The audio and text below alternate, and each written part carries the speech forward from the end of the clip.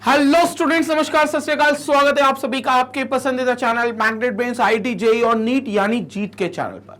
और मैं अभिषेक अग्रवाल, आपका जेईई केमिस्ट्री फैकल्टी, लेकर आया हूं एक और अमेजिंग, एक और एक्साइटिंग, एक और धुआंधार session, states of matter, physical chemistry का इंपॉर्टेंट चैप्टर जो हमने शुरू किया है पहले chapter basic concepts of chemistry के बाद, जिसमें हम अब देखने वाले हैं पार्ट 4 गैस लॉस का। यानी कि हमने पार्ट 1 में बॉयल्स लॉ पढ़ा था, पार्ट 2 में हमने चार्ल्स लॉ पढ़ा था और पार्ट 3 में हमने गेल-यूसेक्स लॉ पढ़ा था। अब हम पार्ट 4 में क्या करने वाले हैं, हम इन तीनों लॉस को जो पहले 3 पार्ट पे पढ़कर आए उनको कंबाइन करने वाले हैं। मतलब बॉयल्स लॉ जो कि प्रेशर वॉल्यूम लॉ है, फिर चार्ल्स लॉ जो वॉल्यूम टेम्परेचर लॉ है, और फिर जो गेल-यूसेक्स लॉ था जो प्रेशर टेम्परेचर लॉ था, इन तीनों लॉ को कंबाइन करेंगे और चौथे पार्ट में हम एक नई इक्वेशन डिराइव करके लाएंगे, जिस इक्वेशन को हम आइडियल गैस इक्वेशन कहते हैं। और फिर इसके तुरंत बाद आपको, इस सेशन के तुरंत बाद आपको मिलेगी डीपीपी। ठीक है, इसका लिंक आपको इसी वीडियो के डिस्क्रिप्शन में आप जाओगे तो इससे जुड़ी हुई डीपीपी का आपको लिंक मिल जाएगा। आपको वो डीपीपी डाउनलोड करनी है और डाउनलोड करने के बाद पहले खुद से सॉल्व करना है। 1 घंटा, 2 घंटा, 4 घंटा, 6 घंटा, एक दिन पूरा उस पर लगाओ, मेहनत करो। अगर फिर नहीं बनता है कोई सवाल या कोई मन में डाउट रह जाता है तो आप फिर वीडियोस को रेफर कर सकते हो, जो डीपीपी के अलग से वीडियोस बनते हैं। वहां पर अलग से आपको उस डीपीपी का वीडियो मिलेगा, वहां पर आप जाकर रेफर कर सकते हो। और कहानी यहीं नहीं खत्म होगी, क्योंकि आईआईटी का एग्जाम हमें क्रैक करना है, ये संकल्प लेकर बैठे हैं। तो भैया क्या करना है, इसके अलावा हमारे पास इंपॉर्टेंट क्वेश्चन की सीरीज स्टार्ट होगी। मतलब सारे इंपॉर्टेंट क्वेश्चंस हम लोग यहां पर देखेंगे। इंपॉर्टेंट क्वेश्चंस के बाद हम लोग प्रीवियस ईयर क्वेश्चंस को डिस्कस करेंगे। तो लगभग 500 प्लस क्वेश्चंस हम एक एक जगह से कर जाएंगे, जो यहां पर आपको देखने को मिलेगा। 500 प्लस क्वेश्चंस यहां पर आपको देखने को मिलेंगे। उसके अलावा ऑनलाइन टेस्ट सीरीज होगी, जहां पर आप मैग्नेट ब्रेन्स की वेबसाइट पर बहुत जल्दी नया फीचर आने वाला है, वहां पर आप ऑनलाइन टेस्ट सीरीज दे सकते हो और अपनी अभी से ये पता कर सकते हो कि अगर आज आप आईआईटी का एग्जाम दोगे तो आपकी क्या रैंक आ सकती है। और फिर मोटिवेशनल सेशंस, नोटिफिकेशंस, आपके जो बीच बीच में आपको बूस्टर वाले जो सेशंस लगते हैं, वो सारी चीजें कंप्लीट यहां पर आपको मिलेंगी, और वो भी फ्री ऑफ कॉस्ट। कोई पैसा नहीं, कोई सब्सक्रिप्शन नहीं, कोई कोड का खर्चा नहीं, कुछ नहीं, आपको 100% फ्री एजुकेशन मिलेगी। तो ये सारी चीजें होंगी आईआईटी जेईई के कोर्स के मॉड्यूल में। चलिए अब स्टार्ट करते हैं आइडियल गैस इक्वेशन के बारे में। और क्या है आइडियल गैस इक्वेशन, इसके बारे में जानने से तो देखो, सबसे पहली चीज यह हुआ कि हमने 3 लॉ पढ़े थे, जिसमें एक था प्रेशर वॉल्यूम लॉ। पहला था प्रेशर वॉल्यूम लॉ, जिसको हमने बॉयल्स लॉ के नाम से जाना, जिसको हमने कहा भैया ये तो हमारा बॉयल्स लॉ है, तो ये प्रेशर वॉल्यूम लॉ हो जाएगा, which will be a Boyle's law. फिर हमने कहा कि एक और लॉ है जो हमने गैसेस के लिए बनाया है, जो उनको फॉलो करना चाहिए, जिसको हमने वॉल्यूम टेम्परेचर लॉ कहा। वॉल्यूम टेम्परेचर लॉ,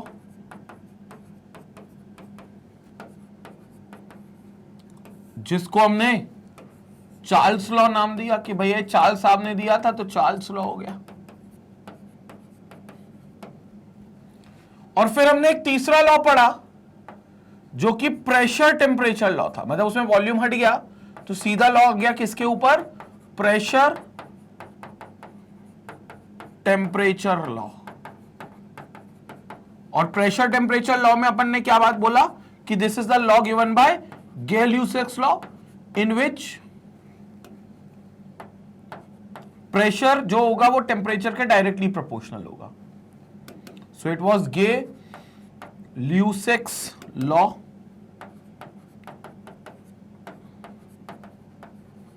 ये तीसरा लॉ था, और हर अपने लॉ की एक एप्लीकेशन दी। हमने बकायदा वो एप्लीकेशन पढ़ी है, हमने बकायदा हर लॉ का ग्राफ था, वो ग्राफ पढ़ा है, और हर लॉ पर हमने ऑलरेडी डीपीपी सॉल्व करी है।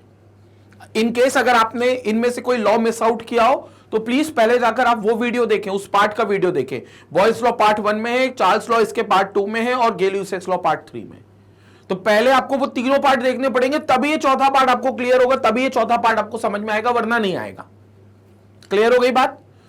अब ये चौथा पार्ट है क्या, हमने कहा यार हमने एक गैस के लिए कुछ नियम बनाए हैं, हमने एक बॉयल्स लॉ बनाया है, एक चार्ल्स लॉ बनाया है, गेल-ल्यूसेक्स लॉ बनाया है, और हम ये चाहते हैं, हम ये मानते हैं कि गैसेस को ये फॉलो करना चाहिए। हालांकि नियम अलग होते हैं लेकिन कौन फॉलो करता है उनको? तो हम जैसे इंसानों में चलता है ना कि नियम बन गए, लेकिन नियम तो बोलते कई लोग तो मतलब उल्टे ही चलते, बोलते तोड़ने के लिए नियम बने साहब, ये और वो फलाना ढिमाका। अपन उतनी बात नहीं कर रहे, लेकिन हाँ हमने बोला कि भैया जब इंसान नियम कायदों से नहीं चल रहा तो गैस की मजाल क्या कि वो नियम कायदों से चल जाए। तो गैस बोलेगी जब तुम लोग नियम कायदे से नहीं चलते तो मैं क्यों चलूं? तो ये गैसेस जो होती हैं वो इससे डेविएशन दिखाती हैं। हालांकि वो डेविएशन क्या है, उसके पीछे का कारण क्या है, और कितना कौन सी गैस क्या डेविएट करती है, ये सारी चर्चा हम लोग आगे वाले पार्ट में करेंगे, जो कि रियल गैस के बारे में बात होगी। लेकिन फिलहाल हमने कहा कि हमने कुछ नियम बनाए हैं, और अगर गैसेस उन नियमों को पालन करे तो हमारे लिए वो गैस आदर्श गैस हो जाएगी, बोले तो आइडियल गैस हो जाएगी। मतलब उसके तो पांव छू लो वो ऐसी गैस हो जाएगी, क्योंकि भैया पूरे नियम कायदों पे चल रही है वो गैस। तो हमने कहा कि यार ये जो लॉस को फॉलो करे उस गैस को हम आइडियल गैस कह देंगे, उस गैस को हम आइडियल गैस कह देंगे। और ऐसा नहीं कि किसी स्पेसिफिक टेम्परेचर और प्रेशर पे इन नियमों का पालन करे, हर टेम्परेचर और प्रेशर पे नियमों का पालन करे उस गैस को हम आइडियल गैस कह देंगे। सो सिंपल सी बात है, पहले ये समझेंगे आइडियल गैस क्या हो गई। तो आइडियल गैस क्या हो गई? आइडियल गैसेस क्या हो गई? आइडियल गैसेस की अगर हम बात करें तो आइडियल गैस क्या हो गई? Gases which obeys, gases which obeys all the gas laws, which obeys all the gas laws, all the gas laws मतलब मेनली ये तीन gas laws, at all condition of temperature and pressure, at all condition of temperature and pressure, at all condition of temperature and pressure, then it is called as ideal gas. Then that gas is called as ideal gas. तो ideal gas हमारे लिए कौन सी हो गई? वो gas जो हर condition पे gas laws को ओबे कर ले, गैस लॉस जो हमने बनाए उनका हमने मतलब बॉयल साहब ने, चार्ल्स लॉ ने, गेल-ल्यूसेक्स साहब ने बनाया है, उनका पालन कर ले तो हमने कहा कि भैया वो आदर्श गैस है और सर्वे सर्वा गैस है, और उसको अपन ने नाम दे दिया आइडियल गैस। और ऐसा नहीं होगा कि किसी टेम्परेचर पे कर रही है तो दूसरे टेम्परेचर पे नहीं करें, नहीं, सब टेम्परेचर पे, सब प्रेशर पे, कंडीशन पे करना चाहिए। एट ऑल कंडीशंस लिखा है of temperature and pressure, so they are considered to be ideal gas. तो अब हमने कहा यार भैया तुम एक गैस हो तो तुम क्या देखते, बॉयल्स लॉ फॉलो ओबे करती हो कि नहीं, फिर देखेंगे चार्ल्स लॉ ओबे करते हो कि नहीं, फिर देखेंगे गेल-ल्यूसेक्स लॉ। अगर तीनों से चेक बॉक्स आ गया, टिक मार्क कर गया कि यस पास हो गए, ये लॉ ओबे करती है, तो हम बोल देंगे आइडियल गैस, वो गैस को हम बोल देंगे आइडियल गैस। लेकिन फिर हमने सोचा यार ये तीनों लॉ से पास कराना, एक एक लॉ के पास जाना, फिर उसको अप्लाई करके देखना, ये थोड़ा सा बड़ा काम नहीं हो गया?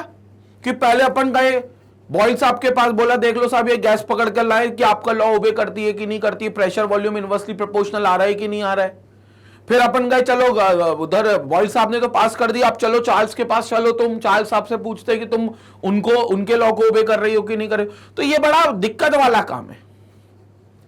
तो फिर हम लोगों ने क्या किया, हम लोग बोले तो साइंटिस्ट लोगों ने, उनने कहा कि भैया एक काम करते हैं, इन तीनों लॉ को मिला देते हैं और एक स्टैंडर्ड इक्वेशन बनाते हैं जिनके अंदर तीनों लॉ को इनकॉर्पोरेट कर देंगे, जिनके अंदर तीनों लॉ को इनकॉर्पोरेट कर देंगे। और जब तीनों लॉ को इनकॉर्पोरेट कर देंगे तो एक सिंगल इक्वेशन आएगी जिसमें तीनों लॉज शामिल होंगे, एक सिंगल इक्वेशन आएगी जिसमें वो तीनों लॉज शामिल होंगे। और फिर हमने कहा कि यार अलग अलग इन लॉस को पढ़ने की जरूरत नहीं है, या गैस पर अलग अलग ये लॉस अप्लाई करने की जरूरत नहीं है, तुम सिर्फ उस गैस को इस इक्वेशन के हिसाब से देख लो। अगर वो उस इक्वेशन को ओबे कर रही है, कौन सी इक्वेशन, जो तीनों लॉस को कंबाइन करके बनाई गई है, तो फिर तुम समझ जाना तुम्हारी गैस आइडियल गैस है, आदर्श गैस है। और उस इक्वेशन को नाम दे देना आइडियल गैस इक्वेशन। बोले तो आइडियल गैस की इक्वेशन, जो इन तीनों लॉस को कंबाइन करके बनाई गई है। So that is what we call as ideal gas equation. अब उस आइडियल गैस की इक्वेशन में आप तीनों लॉस को शामिल करते हो। हालांकि इक्वेशन बनाने के लिए दो ही लॉ काफी है, क्योंकि तीनों लॉ में कुछ ना कुछ कॉमन है। आपस में दो लॉज अगर देखोगे, जैसे इस और इसमें देखोगे तो वॉल्यूम कॉमन है, इसके और इसमें देखोगे तो टेम्परेचर कॉमन है, इसके और इसमें देखोगे तो प्रेशर कॉमन है। तो आप दो इक्वेशन का इस्तेमाल करके भी आइडियल गैस बना सकते हो, जिसमें माना जाएगा कि वो तीनों इक्वेशन से बनी है। तो अल्टीमेटली तीनों इक्वेशन से एक कॉमन, तीनों लॉ से कहना चाहिए कॉमन इक्वेशन आएगी, and that equation is known as ideal gas equation. Ideal gas equation. और कोई भी गैस उस इक्वेशन को ओबे करे at all conditions of temperature and pressure, वो गैस हमारे लिए हो जाएगी आइडियल गैस, क्योंकि उसने आइडियल गैस इक्वेशन को फॉलो करा, उसने आइडियल गैस इक्वेशन को ओबे किया। संपट पड़ी इतनी सी बात। अब मुद्दा यह है कि भैया वो आइडियल गैस बनेगी कैसे, उस आइडियल गैस को हम समझे कैसे, उसको देखे कैसे, तो वो आइडियल गैस की अपन चर्चा करते हैं। अब इसमें अपन याद करें सबसे पहले, तो अपन ने एक इक्वेशन ऑफ स्टेट बनाई थी, PV by T equal to constant. ये अपन ने एक इक्वेशन बनाई थी, PV by T equal to constant. अगर नहीं भी याद हो तो कोई बात नहीं, बिल्कुल भी परेशान यहां पर नहीं हो, मैं तुम्हें बता देता हूं। पीवी बाई टी कॉन्स्टेंट वैसे दो तरीके से बन सकती है, या आइडियल गैस इक्वेशन को बनाने के दो तरीके हैं। अगर आपने इक्वेशन ऑफ स्टेट को नहीं ध्यान दिया हो तो एक बार फिर से देख लो। यहां पर equation of state,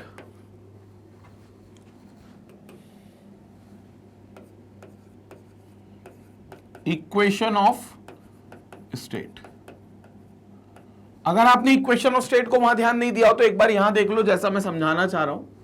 equation of state में क्या कहना चाह रहा हूं कि सपोज करो कोई गैस थी जिसको अपन P1 प्रेशर पे रखे थे, और उस समय वॉल्यूम V1 था। सडनली उसका प्रेशर हमने बढ़ाकर P2 कर लिया और उसका वॉल्यूम कम होकर V2 हो गया। प्रेशर बढ़ाया तो वॉल्यूम कम हो गया, बॉयल्स लॉ ऐसा कहता है। ठीक है, तो इधर क्लियर है कि P2 जो है वो P1 से बड़ा है, लेकिन जो V2 है वो V1 से छोटा होगा, क्योंकि प्रेशर और वॉल्यूम इनवर्सली चलते हैं। And this is all occurring at constant temperature. At constant temperature. तो ये सब किस पर हो रहा है भाई? Constant temperature पे हो रहा है। Say that temperature is right now it is at constant temperature T1 मान लेते हैं, T नहीं T1 मान लेते हैं। क्यों T1 मान रहे हैं? क्योंकि अभी मैं टेम्परेचर बदलूंगा, आगे चार्ल्स लॉ अप्लाई करूंगा ना, तो T1 से T2 लेकर जाऊंगा। ठीक है, अच्छा फिर वॉल्यूम भी बदलूंगा, तो एक काम करते हैं, अभी वॉल्यूम को भी हम VR मान लेते हैं। दिस इज VR, क्योंकि अभी वॉल्यूम भी मैं बदल के V2 पर लेकर जाऊंगा। तो यहां पर क्या हो जाएगा, VR जो होगा वो कम होगा और V1 जो होगा वो पहले वाला वॉल्यूम ज्यादा होगा। तो VR जो होगा वो कम होगा और V1 जो होगा पहले वाला वॉल्यूम वो ज्यादा होगा। ठीक है, तो T1 टेम्परेचर पर कुछ ऐसा है भैया, प्रेशर बढ़ाया P1 से P2, वॉल्यूम कम हो गया V1 से VR। ये अकॉर्डिंग टू बॉयल्स लॉ है, मतलब ये बॉयल्स लॉ के हिसाब से आप अप्लाई करेंगे। तो according to Boyle's law, according to Boyle's law हम क्या कह सकते हैं, P1 V1 will be equal to P2 VR। तो अब यहां से क्या करते हैं, ये बॉयल्स लॉ से इक्वेशन आ गए, यहां से अपन एक काम करते हैं, VR की वैल्यू निकाल लेते हैं। VR की वैल्यू निकालकर इक्वेशन बना देते हैं, क्योंकि VR को हटाना है ना, तो VR को बाद में हम सब्स्टिट्यूट कर देंगे। तो पहले देख लेते हैं VR क्या आ रहा है, P1 V1 अपॉन P2। ठीक है, ये अपन ने अभी सिर्फ बॉयल्स लॉ लगाया है और अपने को VR की वैल्यू मिल गई है इक्वेशन के फॉर्म में, जिसको अपन ने वन इक्वेशन डाल दिया। ठीक है, सो ये फर्स्ट इक्वेशन अपनी आ गई है, दिस इज फर्स्ट इक्वेशन, और ये बॉयल्स लॉ अप्लाई किया है। अब क्या करने वाले, अब अपन चार्ल्स लॉ अप्लाई करने वाले। तो यहां से अपन चार्ल्स लॉ अप्लाई करेंगे, और यहां पर चार्ल्स लॉ अप्लाई करेंगे तो कुछ नहीं, T1 पर से टेम्परेचर लेकर चले जाएंगे T2 पर। यहां से चार्ल्स लॉ अप्लाई करेंगे और T1 से टेम्परेचर अब बढ़ाएंगे T2 पर। T1 पर जो फाइनल वॉल्यूम था वो VR था, राइट। अब T2 पर जो फाइनल वॉल्यूम हो जाएगा वो V2 हो जाएगा। तो मतलब टेम्परेचर गया T1 से T2, तो वॉल्यूम आगे बढ़ गया VR से V2, और ये चीज हो गई एट कांस्टेंट प्रेशर। इस दौरान प्रेशर चेंज नहीं हुआ, तो this is at constant pressure. समझ पड़ रहा है? अभी अपन इक्वेशन ऑफ स्टेट देख रहे हैं। जितने बच्चों ने इक्वेशन ऑफ स्टेट नहीं पढ़ी है, मैंने चार्ल्स लॉ में बताई थी हालांकि, लेकिन नहीं पढ़ी है तो कोई बात नहीं, दोबारा देख लो, क्योंकि इक्वेशन ऑफ स्टेट ही आपके बॉयल्स लॉ चार्ल्स लॉ को कंबाइन करके बनी है। और अगर बॉयल्स और चार्ल्स को कंबाइन कर रही है तो ऑटोमेटिकली गेल-यूसेक्स को भी कंबाइन कर रही है, क्योंकि गेल-यूसेक्स में ही वो पैरामीटर है जो बॉयल्स और चार्ल्स में भी है। तो ultimately ideal gas equation equation state से भी बताई जा सकती है। बाकी आइडियल गैस इक्वेशन का एक और डेरिवेशन होगा, वो भी मैं यहां बताऊंगा अभी आपको, लेकिन अभी फिलहाल अपन इस पर चल रहे हैं। तो at constant pressure temperature T1 से T2 चला गया, वॉल्यूम VR से V2 चला गया, और ये अकॉर्डिंग टू चार्ल्स लॉ हुआ। तो अब equation according to Charles law क्या आ जाएगी? तो अकॉर्डिंग टू चार्ल्स लॉ हमें क्या पता है कि भैया वॉल्यूम और टेम्परेचर डायरेक्टली प्रोपोर्शनल होते हैं, तो एक्चुअली क्या होता है, V बाई टी कॉन्स्टेंट होता है। तो हम कह सकते हैं V1 by T1 will be equal to V2 by T2, क्योंकि ये कांस्टेंट होगा। तो V1 upon T1 will be equal to V2 upon T2। लेकिन यहां जो T1 टेम्परेचर है उस पर तो वॉल्यूम VR है, तो हम V1 नहीं लिख सकते, हमें VR लिखना पड़ेगा, क्योंकि वहां जो फाइनल वॉल्यूम था VR वो अब इसका इनिशियल बन जाएगा, क्योंकि ये यहां से शुरू हुआ है। तो ये हो जाएगा VR upon T1 will be equal to V2 upon T2, और ये V2 अपॉन T2 ही रहेंगे, क्योंकि T2 पर V2 वॉल्यूम है, तो V2 अपॉन T2। यहां से हम क्या कह सकते हैं? यहां से हम कह सकते हैं that we have T1 into V2 will be equal to VR into T2, right? VR into T2, दोनों को क्रॉस मल्टीप्लाई कर दिया, VR T2 equal to T1 into V2। यहां से T1 into V2 will be equal to, VR रख दे, VR क्या है, P1 V1 upon P2, तो let's keep it P1 V1 upon V2 और इंटू T2 इंटू T2। ये कहां से आ गई VR की value? From equation 1। This is from equation 1। तो हमारे पास ये वैल्यू आ गई फाइनली। अब इसमें हम क्या करेंगे? अब हम सारे 1-1 और 2-2 टर्म्स को एक तरफ लेकर चलेंगे। हम सारे 1-1 2-2 टर्म्स एक तरफ लेकर चलेंगे।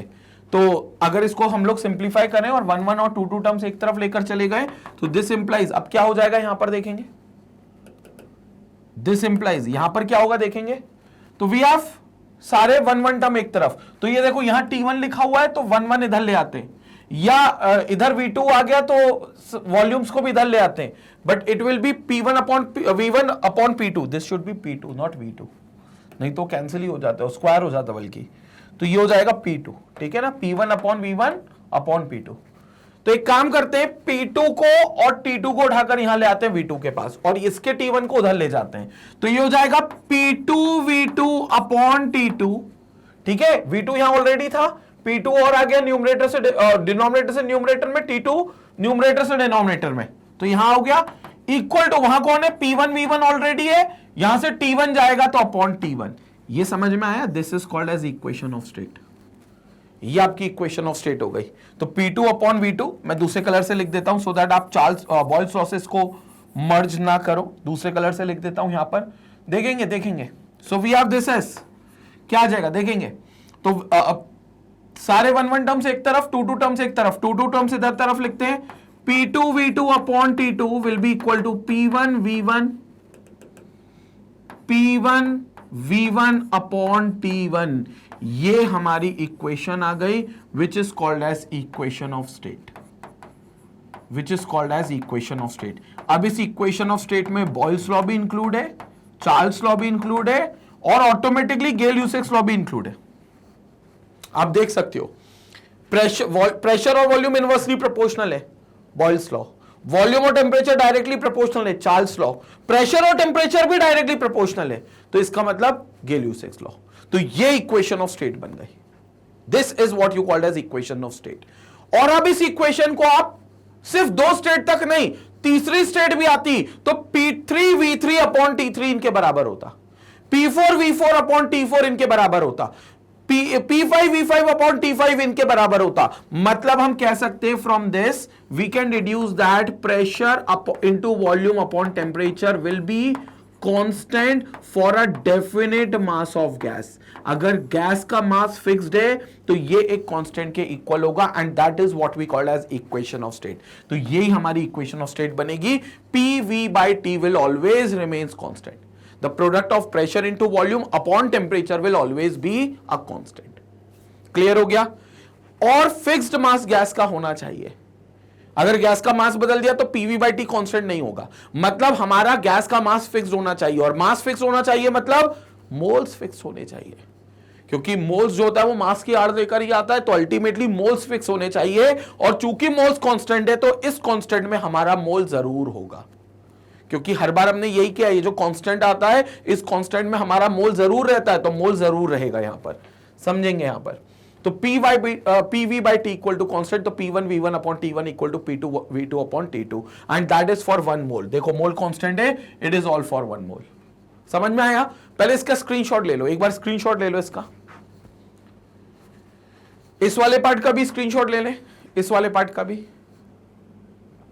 यस, तो यहां पर ये चीज समझ में आ गई है, P1V1 अपॉन T1 हमेशा P2V2 अपॉन T2 के equal to P3V3 upon T3 के equal to P4V4 upon T4 के।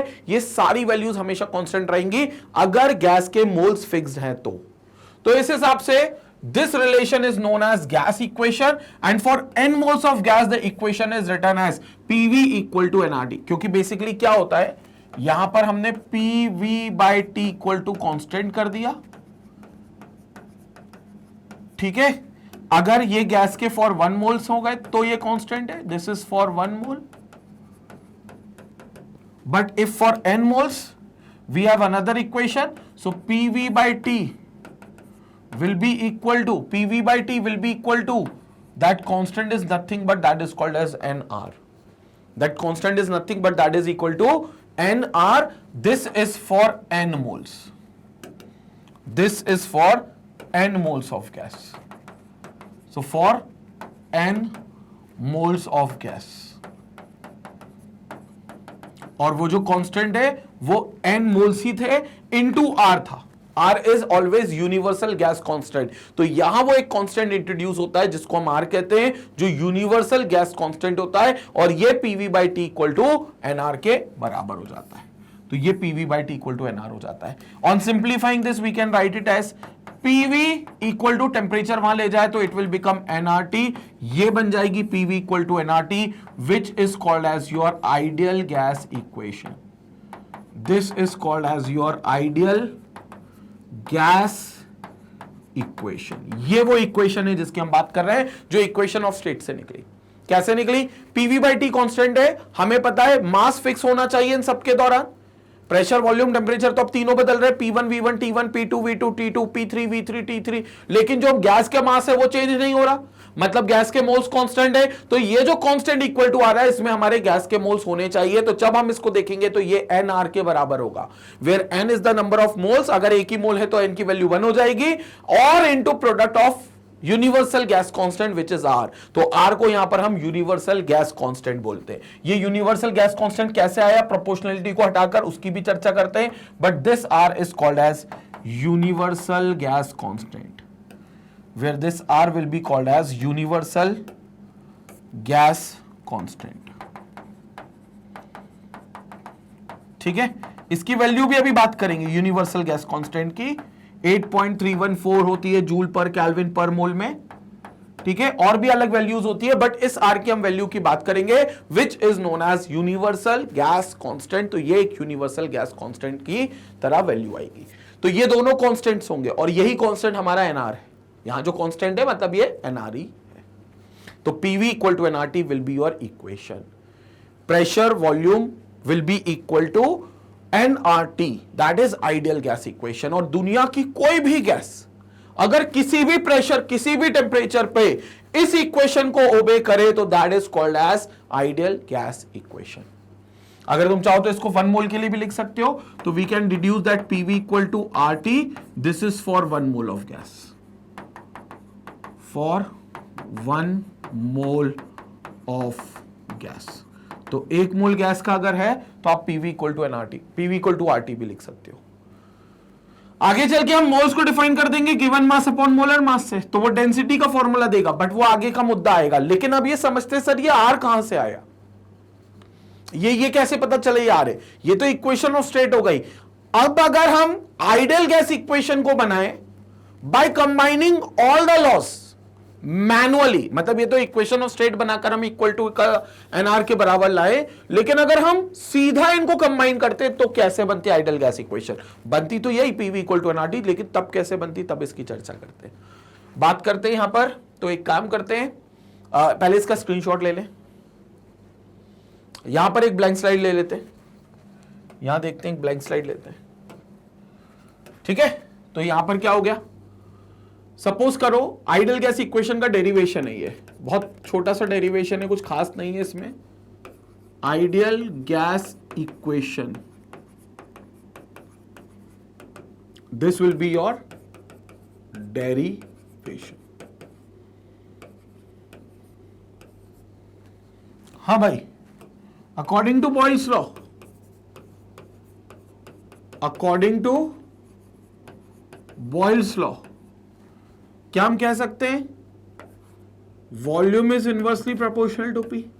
Okay, P is inversely proportional to V, I know, but volume is also inversely proportional to P, ये अपन कह सकते हैं, ठीक है। Let this be equation number 1।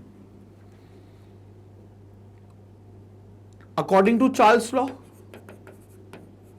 According to Charles law,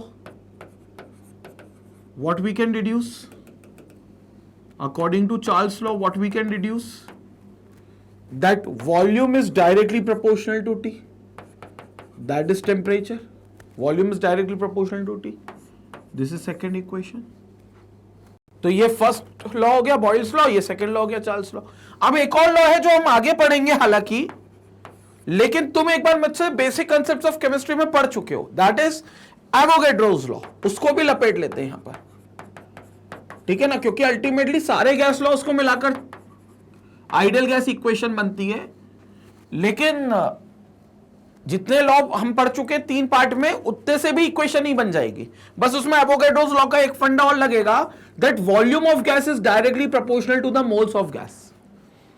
N is the moles of gas, मतलब gas के जितने ज्यादा मोल्स होंगे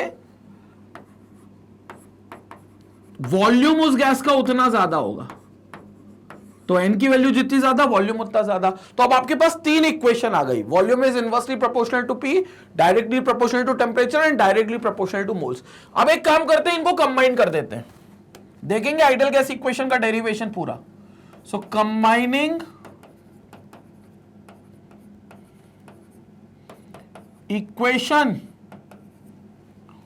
1, 2 एंड 3, हम कंबाइन करें तीनों को तो volume will be directly proportional to PT या कह लो टीपी, टेम्परेचर ऊपर डायरेक्टली है, प्रेशर है, sorry, volume is directly proportional to NT, not TP, directly proportional to NT, क्योंकि न्यूमरेटर में एन और टी आएंगे, बिकॉज मोल्स और टेम्परेचर से वो डायरेक्टली प्रोपोर्शनल है, और प्रेशर यहां डिनोमिनेटर में आएगा क्योंकि उससे इनवर्सली प्रोपोर्शनल है। तो ये हो जाएगा हमारा प्रोपोर्शनलिटी की equation, V is directly proportional to NT by P। इसको थोड़ा सा और सटीक लिखें तो this can be written as PV is directly proportional to NT, PV is directly proportional to NT, and this can also be written as, proportionality का sign हटाएंगे तो एक कांस्टेंट आएगा, तो वो कांस्टेंट कुछ नहीं होगा, that constant is called as R, which is universal gas constant into NT। तो ये एक यूनिवर्सल गैस कांस्टेंट आ गया, समझ में आया? तो combining 1 2 3, V is directly proportional to NT by P, यानी कि PV is directly proportional to NT। Proportionality का साइन जब जब हटाए एक कांस्टेंट आया है, वो कांस्टेंट कुछ नहीं आ रहा है, तो PV equal to RNT, where R is nothing but it is called as universal gas constant. R is your universal gas constant. ये यहां से आया है, तो this is what you are calling as R. So we can write this equation as PV equal to, the standard form of the equation is PV equal to n times of RT, where n is the number of moles of gas.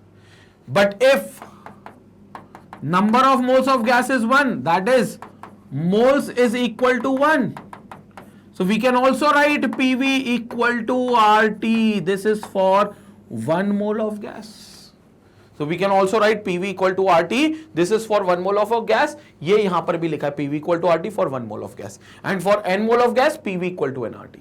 तो ये PV equal to nRT हमारी ideal gas equation हो गई. So this is what you called as ideal gas equation.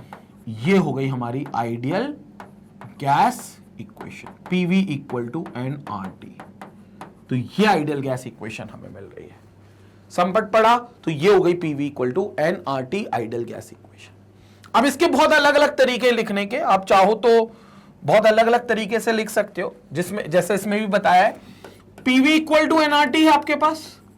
आपको पता है moles is equal to given mass upon molar mass. तो moles क्या होता है n की वैल्यू, गिवन मास, किसी भी गैस का गिवन मास, यहां गैस की बातें ही चलेंगी सिर्फ, तो किसी भी गैस का गिवन मास अपॉन उस गैस का molar mass, which is denoted as capital M. तो given mass upon molar mass रख देते स्मॉल m बाय m. तो this equation can be rewritten as PV equal to small m upon capital M into RT.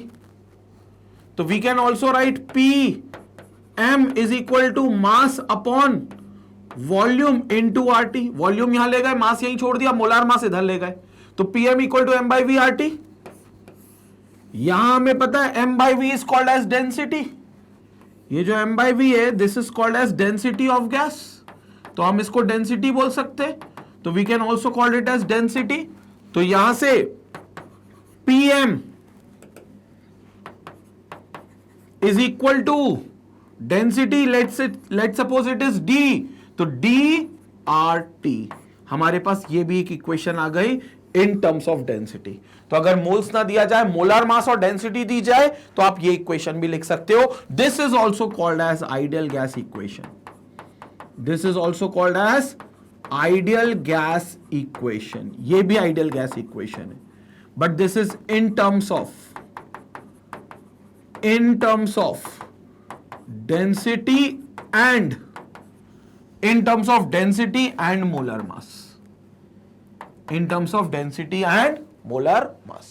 तो ये हमारी equation आ गई which is PM equal to DRT. So this is PM equal to DRT.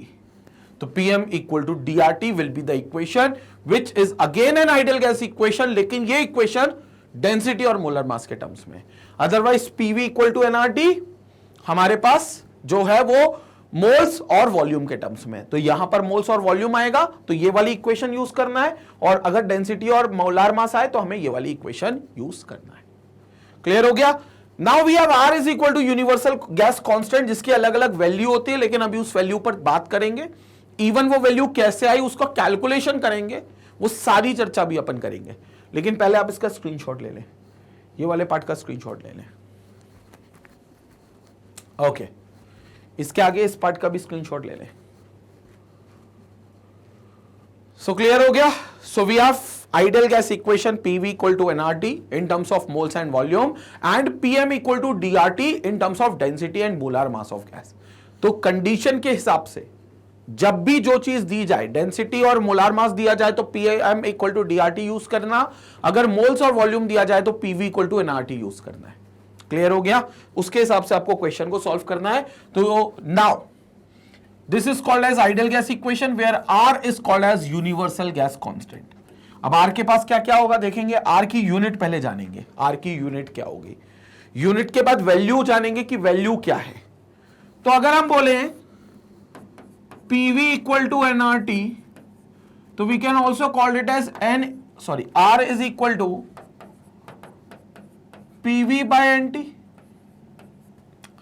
अब pressure volume basically energy होती है. This is energy और work. आप प्रेशर थर्मोडायनेमिक्स में पढ़ोगे तो इसे ही वर्क कह दोगे, प्रेशर वॉल्यूम वर्क. तो इसके पास जो यूनिट होगी वो वर्क की यूनिट होगी या कह लो एनर्जी की यूनिट होगी. इसके पास n है तो मोल्स हो गए, मोल्स, और T है तो ये टेम्परेचर हो गया, तो ये टेम्परेचर हो गया, तो इसके पास टेम्परेचर की यूनिट होगी। तो अगर R की यूनिट की बात करें तो वर्क की unit is joule, standard unit is joule upon mole, तो this will be mole. Temperature की यूनिट इज केल्विन, तो केल्विन, तो इसकी यूनिट हो गई जूल पर मोल पर केल्विन। तो इसकी यूनिट क्या आ गई? जूल पर मोल पर केल्विन, क्योंकि joule will be the unit of work, work कह लो या एनर्जी कह लो, पीवी वर्क, जितना वर्क होगा, जितनी एनर्जी होगी उतना ही वर्क होगा।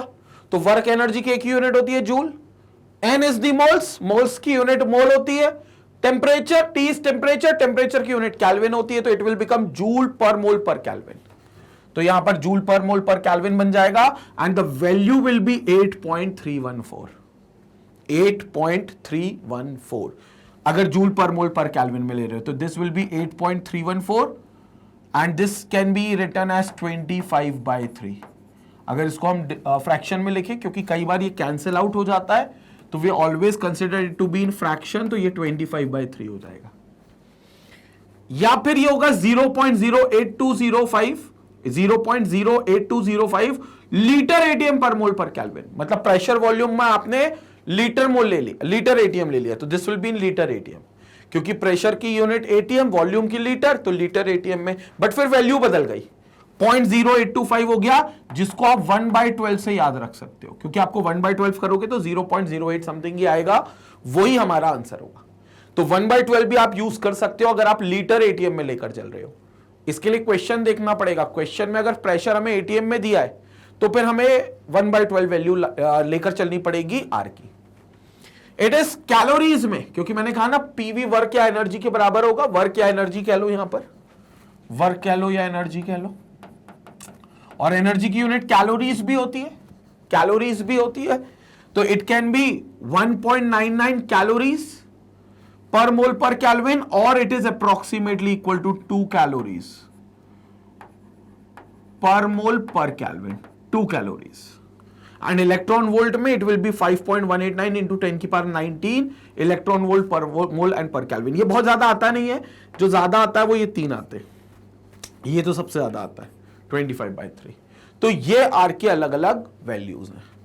इवन कैलकुलेशन ऑफ आर भी हम बताएंगे, लेकिन उसके लिए एक अलग वीडियो है जहां पर हम आर की वैल्यू कैलकुलेट करके देखेंगे। क्वेश्चन भी आता है कि इन जगह से आप कैसे कैलकुलेट कर सकते हो आर की वैल्यू, इस एक्सप्रेशन में आप आर की वैल्यू कैसे कैलकुलेट कर सकते हो, वो चीज भी सॉल्व करेंगे आगे के वीडियोस में। फिलहाल ये आर की वैल्यूज है, कांस्टेंट है और यह यूनिवर्सली कांस्टेंट रहेंगी। कोई भी गैस हो, कोई भी गैस हो, उसके लिए आर हमेशा कांस्टेंट होगा, बस यूनिट के हिसाब से बदलेगा। तो जूल पर मोल पर केल्विन में 25/3, लीटर एटीएम पर मोल पर केल्विन में 1/12, और calories per mole per kelvin में 2। 1.99 इज अप्रोक्सीमेटली 2, तो 2। 5.189 into 10⁻19 electron volt per mole per kelvin में। बट इलेक्ट्रॉन वोल्ट में हम ज्यादातर लेते नहीं एनर्जीज, लेकिन बाकी आपको कोई सी भी यूज करने को आ सकती है। तो ये आपके आइडियल गैस इक्वेशन की वैल्यूज। क्लियर हो गया? स्क्रीनशॉट ले लें यहां पर आप। तो भैया आर की वैल्यूज बहुत जरूरी हैं, जिनको आपको याद रखना है और जिनको आपको डिफाइन करते हुए चलना है। अब ये जो आर है ये 1 मोल के लिए है, आर जो है वो 1 मोल के लिए है, ठीक है। सो 1 मोल गैस मतलब फॉर 1 मोल ऑफ गैस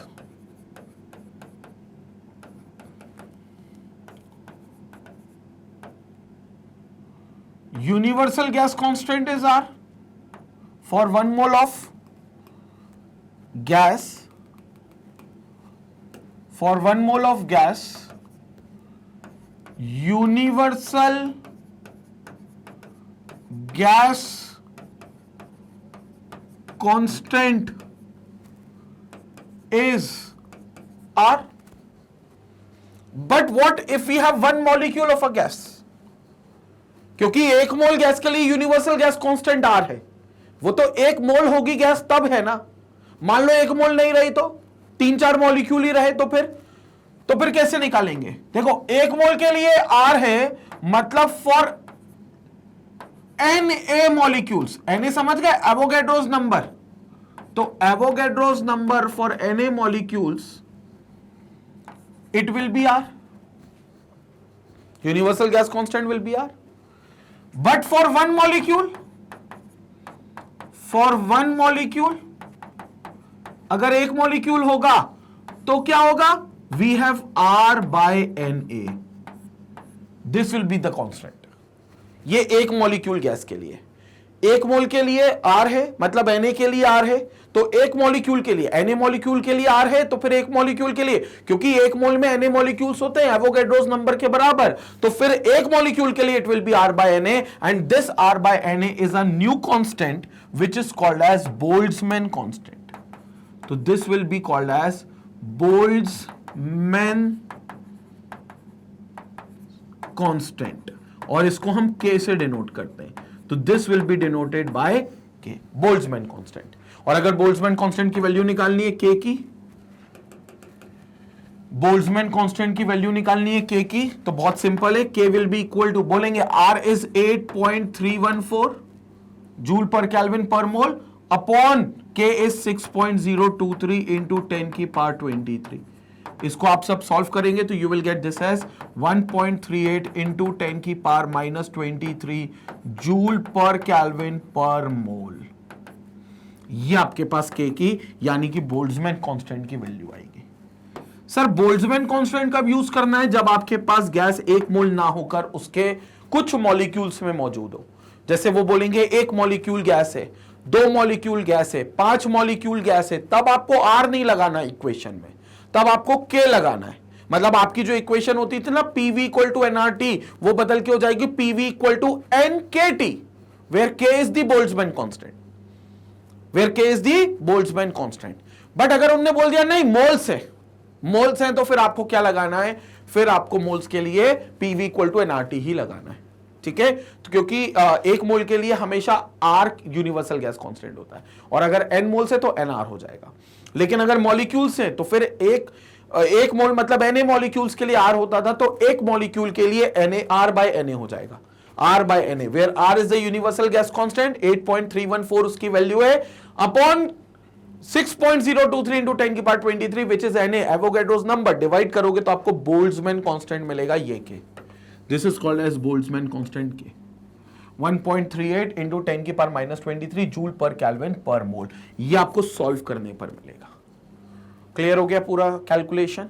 तो बोल्ट्जमैन कांस्टेंट क्लियर है, यूनिवर्सल गैस कांस्टेंट क्लियर है। यूनिवर्सल गैस कांस्टेंट कब यूज करेंगे? When n moles of gas are present. Boltzmann constant कब यूज करेंगे? When n molecules of gas are present. Clear हो गया? Question करेंगे तो और चीजें क्लियर होती जाएंगी, बट ये सारे टूल्स हैं, ये सारे हमारे पास टूल्स मौजूद है। स्क्रीनशॉट लेंगे, आगे फिर चर्चा करेंगे।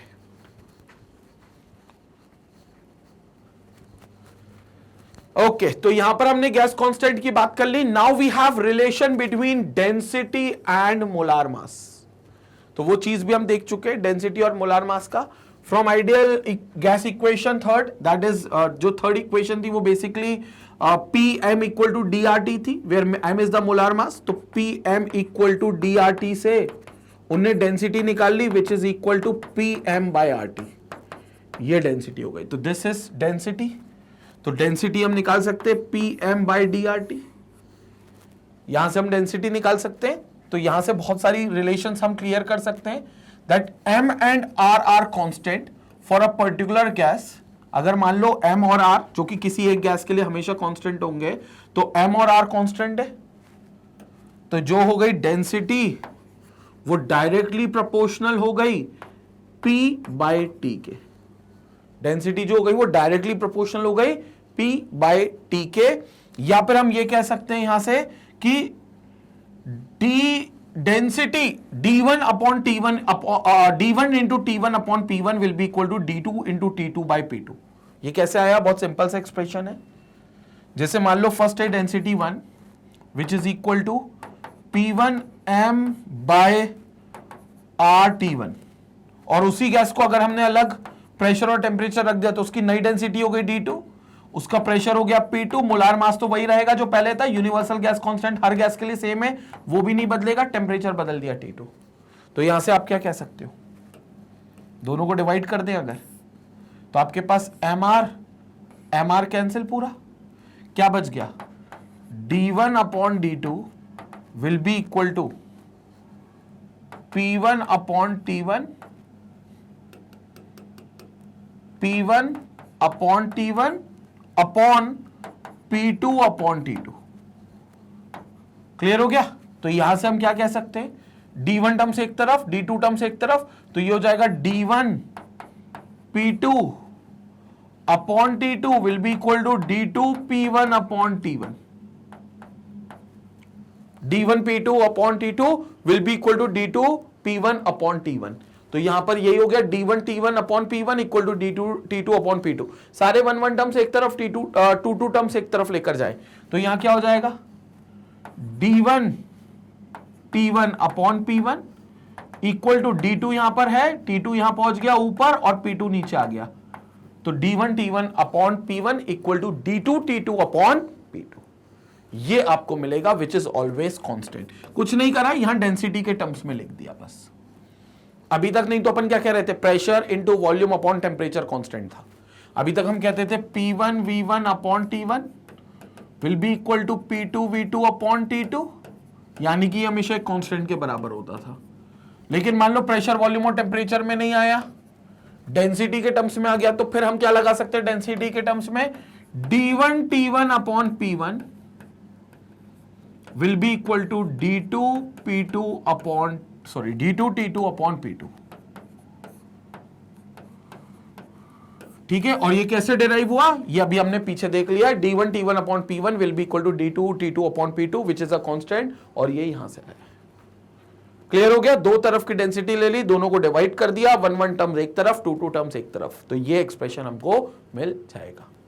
क्लियर हो गया? स्क्रीनशॉट लेने इस पार्ट का। तो ये हो गया D1 T1 upon P1 equal to D2 T2 upon P2।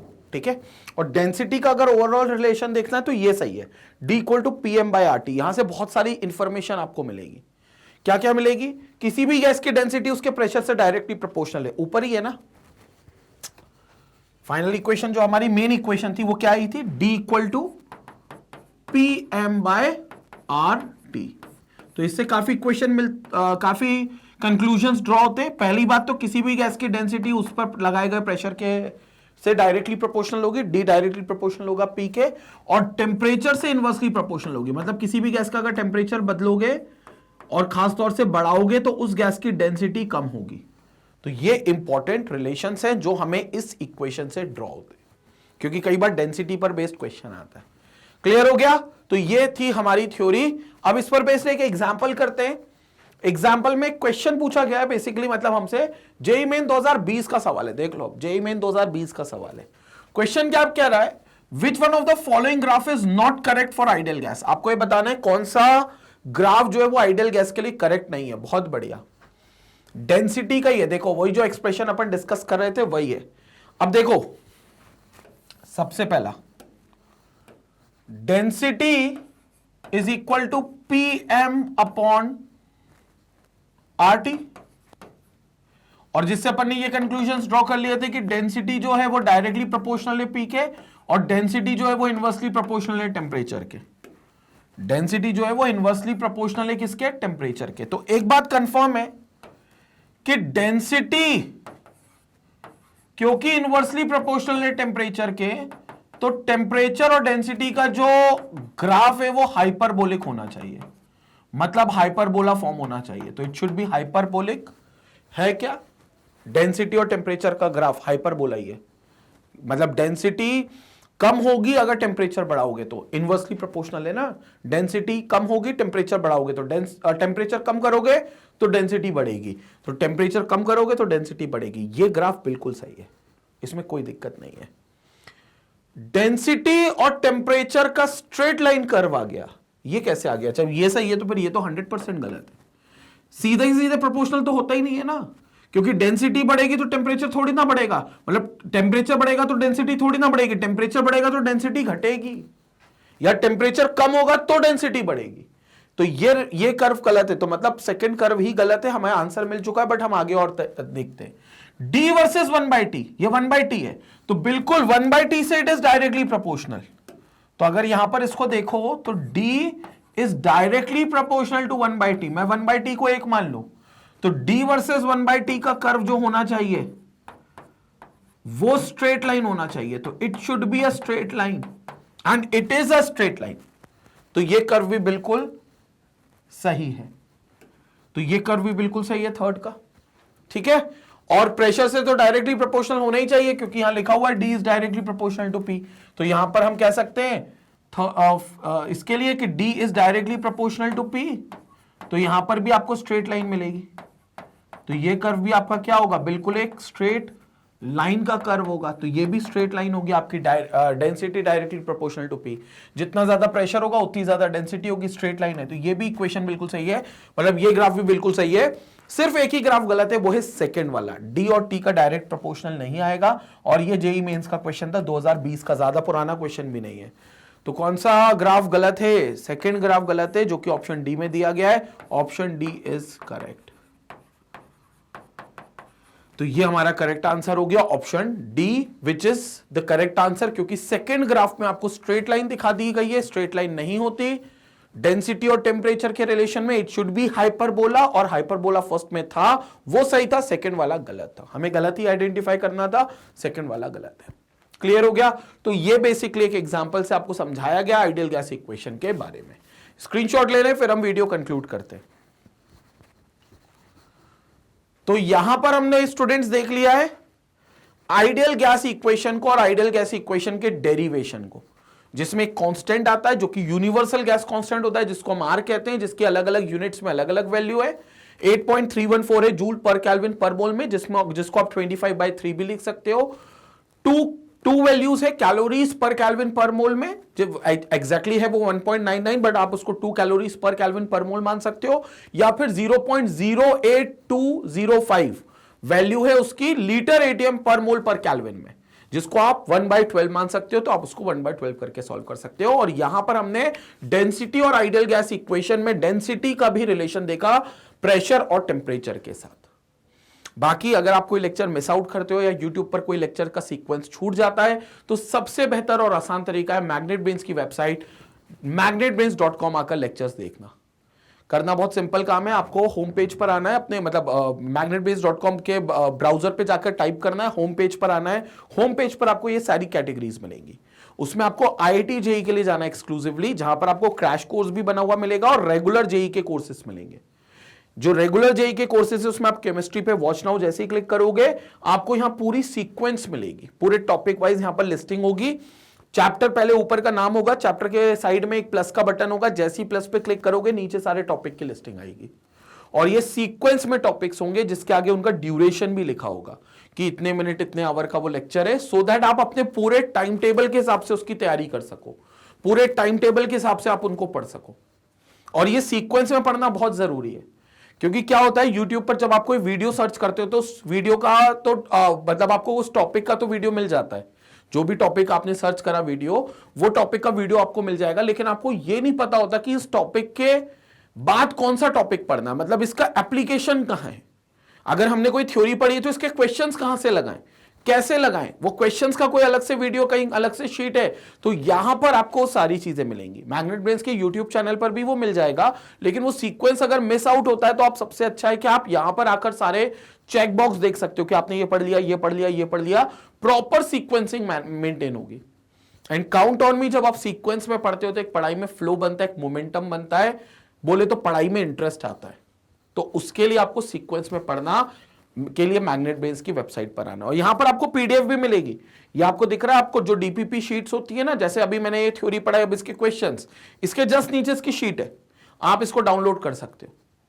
और जैसे आप क्लिक करोगे वीडियोस पर, हाई क्वालिटी का वीडियो बफर होगा, मतलब हाई क्वालिटी का वीडियो स्ट्रीम होगा विदाउट एनी बफरिंग, बिल्कुल भी बफर नहीं करेगा कहीं पे भी। अगर आपका नेट कनेक्शन बहुत अच्छा है तो हाई क्वालिटी का वीडियो यहां पर स्ट्रीम होगा। और ऐसा नहीं वेबसाइट पे बुला रहे हैं तो कोई सब्सक्रिप्शन बाय करना है या कोई फीस पे करनी है या कोई पैकेज लेना है या कोई कोड लगाना है, कुछ नहीं। 100% फ्री एजुकेशन है मैग्नेट ब्रेन्स के चैनल पे, 100%। मतलब और 1-2-4 चैप्टर नहीं, बल्कि कंप्लीट आपका सिलेबस जो है वो बिल्कुल फ्री ऑफ कॉस्ट है मैग्नेट ब्रेन्स के चैनल पे। इसके अलावा आपको IIT जेईई और नीट के चैनल पर ना सिर्फ IIT की तैयारी बल्कि नीट की भी तैयारी उतनी शिद्दत से हो रही है। नीट के लिए अगर आप NEET physics, NEET chemistry, NEET biology कहीं से आपको लेक्चर्स नहीं मिल रहे हैं या कहीं से क्वालिटी कंटेंट नहीं मिल रहा है, तो आपको इस चैनल पर मैग्नेट बेस आईआईटी जेईई और नीट के चैनल पर एक्सक्लूसिव एंड एक्सपर्ट फैकल्टीज के द्वारा वो लेक्चर्स प्रोवाइड कराए जा रहे हैं।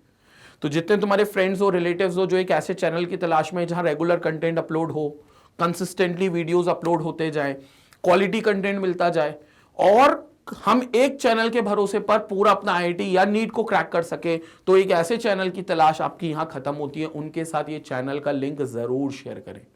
पहले आप भी सब्सक्राइब करें और बाकियों के साथ चैनल का लिंक जरूर शेयर करें। इसी तरीके से मैग्नेट ब्रेन्स को अपना प्यार और सपोर्ट देते रहें। Stay connected, stay educated. Thank you.